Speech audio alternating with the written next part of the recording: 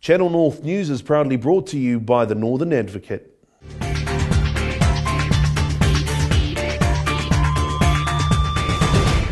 Greetings and welcome to your Channel North News for this Waitangi Celebrations edition. Ngāpuhi elders gave in to activist Titi Whaiharawera, who refused to move aside from escorting Prime Minister John Key onto Titi Lower Marae at Waitangi today. The stoush over who accompanies the Prime Minister onto the marae has taken centre stage after Mrs Harawera was asked to give another kuia a chance to carry out the duty. She flatly refused. Marae spokesman Kingi Taurawa said Mrs Harawera was determined to defy their request and they didn't want to cause a scene. Mr Key is at Waitangi along with 5 of his ministers. Labour leader David Shearer is also attending, accompanied by more than 24 of his colleagues. And as we head into the Waitangi Day celebrations for 2013, Ngāpuhi have spoken out on an independent report on tribunal hearings from 2 years ago. Ingrid Huygens is one of the publishers who's collated the Stage 1 evidence and released a book called Ngāpuhi Speaks. It's an independent report on the Stage 1 tribunal hearings that Ngāpuhi gave evidence at during 2010 and 2011.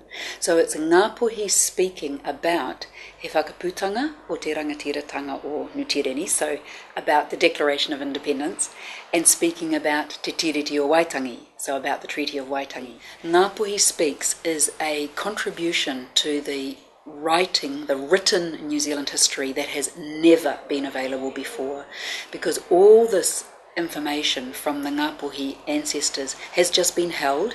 It's been contained within Ngāpuhi oral history. Varying contributions have added a variety of influence to the publication. The report was actually commissioned by the kuia and kaumātua of Ngāpuhi, who have worked for many, many years in preparation for these hearings, and in fact have made claims about the treaty and the history that Ngāpuhi has with the treaty to the tribunal. So there have been many, many kuia and kaumātua involved over a long, long time, 10, 20 years. And we were supported by quite a wide reference group who worked with us continuously during the whole process and who we checked in with. Launched last November, the report sold out very quickly, but an extra print run sees copies available from Waitangi Day onwards. It was launched in November last year at Kohe Whatu Marae over at Kaikohe. So the book was launched then. We've sold, one print run has sold out already to Ngāpuhi people, almost entirely to Ngāpuhi.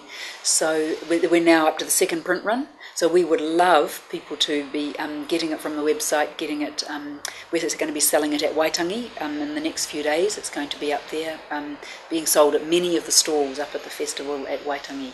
So we as the authors and as the representing the commissioning group, we so recommend this report to Ngāpuhi. It's easy to read. It was written in a way for everyone to be able to read. And we hope actually that people go back to the evidence that was given in those 5 weeks of hearings. Meanwhile, Moya Armstrong, a treaty educator, is in town on behalf of Network Waitangi, teaching migrants about the history and background surrounding the Treaty of Waitangi. It's because migrants are special. They often come to the country with limited knowledge of our history. But I would say that New Zealanders, as well as new migrants, are equally unsure as each other about what's actually going on, because there's still a lot of lack of information about basic facts around the treaty. So that's why we've been going for 20 years and probably for another 20 years. Network Waitangi are supporting businesses or community groups who show an interest in educating anyone looking to learn more about Waitangi and the implications. Just about everybody with a contract with the government department, that they need to tick that box. Yes, they've done a treaty workshop this year. But there's also people who just want to do it for its own sake, so that the people joining their group know about it and they have a common understanding and what a treaty obligation might be for that group, or how they could implement the treaty locally. How to develop those relationships with tangata whenua, with the hapu in the area. Moya believes that not enough people know enough about the treaty and her role is to myth bust any differing thoughts or beliefs around Waitangi, and a lot more needs to be done in education and understanding. Oh no, I think we've got a huge way to go. There's a huge way to go. Even with people coming straight from school who come to workshops, they get very different interpretations depending on the school and the teacher. We often say that it's a little bit like sex education. You kind of need a specialised teacher to do this. The service operates throughout the year, and Moya has this message. I just say to people, let cost not be a barrier. We really, we're a not-for-profit organisation, and so our mission is to educate, inspire and empower, support people to be passionate about the treaty. It's a wonderful unifying document, not to be afraid of it. It gives all of us tauiwi our right to be here. And it's a document that is often maligned because it's not understood. And I just would love to share the great vision that the treaty has still for all of us.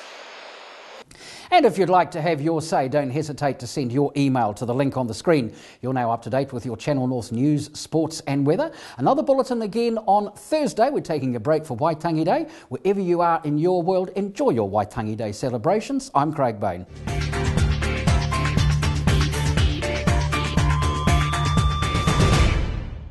Channel North News is proudly brought to you by the Northern Advocate, supporting local content so you can see more of New Zealand on air.